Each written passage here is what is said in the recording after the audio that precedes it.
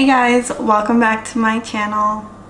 Today I want to share some tips with you guys that you can't really find on the government website. These are questions that you don't really think about until you're like there last minute. And these are just kind of things that I had to figure out on my own. So hopefully this will help you guys out. So I'm gonna try to do this pretty quick.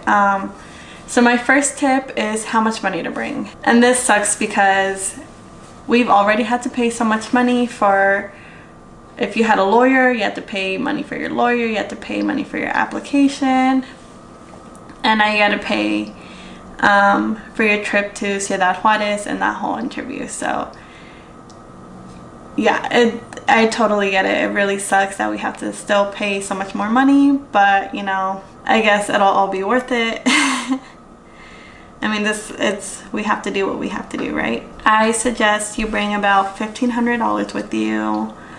And that's American money, because one, your medical exam. So my medical exam was about $400, and that's because I had to get 2 vaccines. But depending on your personal situation, if you need to get more vaccines than that, it might be a little bit more.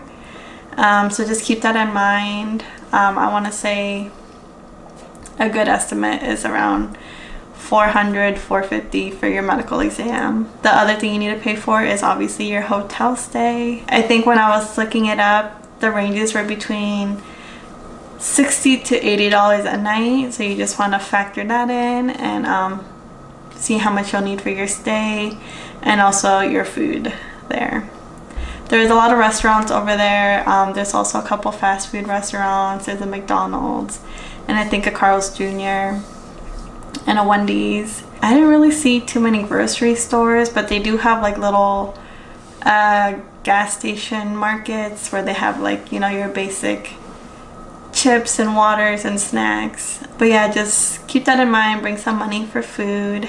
And depending if you Uber to your interview or not from your hotel, everything's really walkable. You can walk to the restaurants, you can walk to the consulate.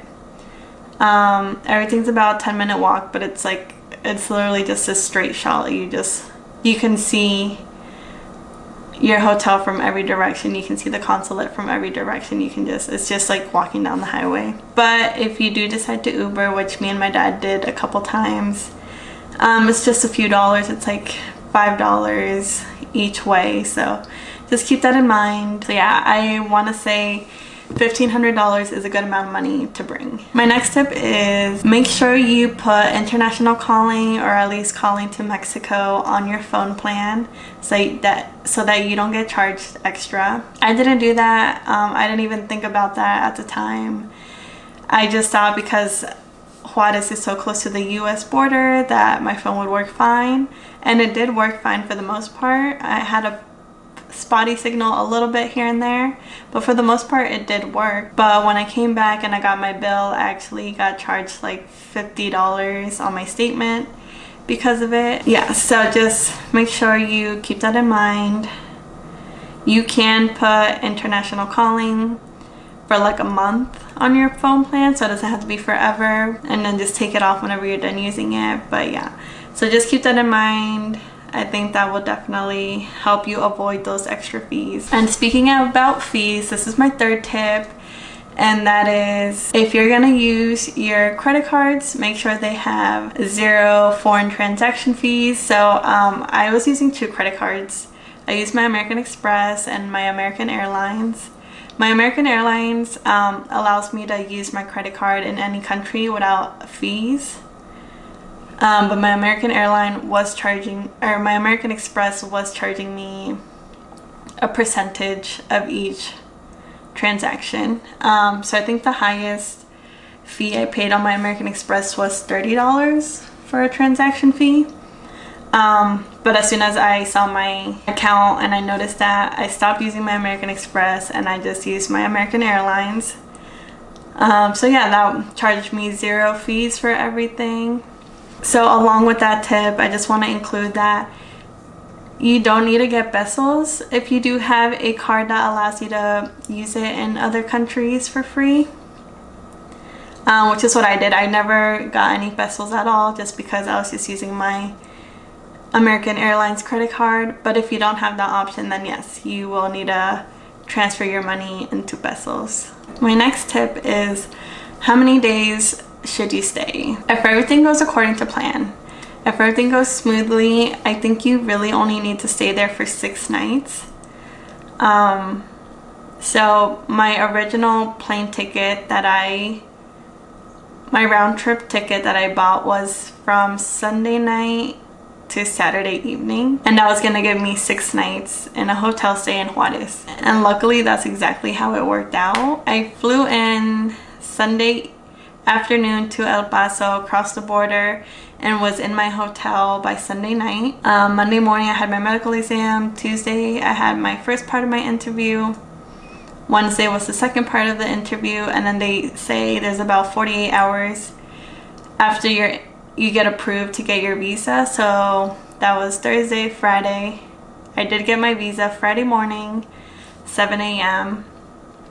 I was supposed to stay in that hotel for one more night until Saturday morning, but me and my dad decided that since I had already gotten my visa, we should just start making our way back to the United States. So we did. So after I got my visa, we crossed the border, headed back to El Paso. We just got a hotel there for the night, and then we just flew out Saturday.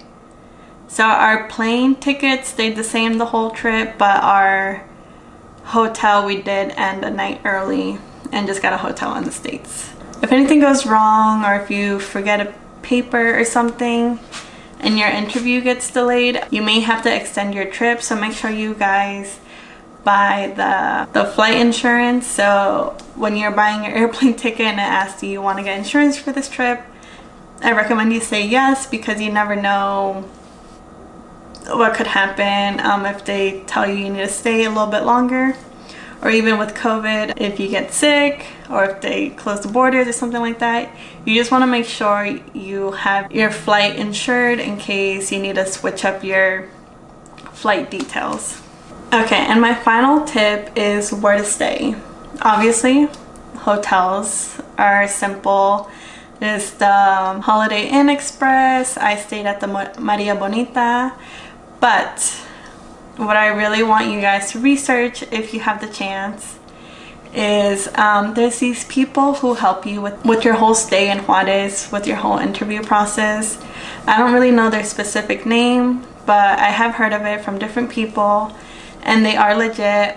I did meet a couple who was using them, and I also met the lady they were renting from. And so basically what this person does is they have a home there in Juarez, and they rent out their rooms. So kind of like Airbnb, they rent out their rooms, but then they also provide transportation. So they will take you to your interview, they will take you to your medical exam. I think it's a better deal because they're usually cheaper. They give you transportation, and then on top of that they also give you washer dryer, Wi-Fi, a kitchen.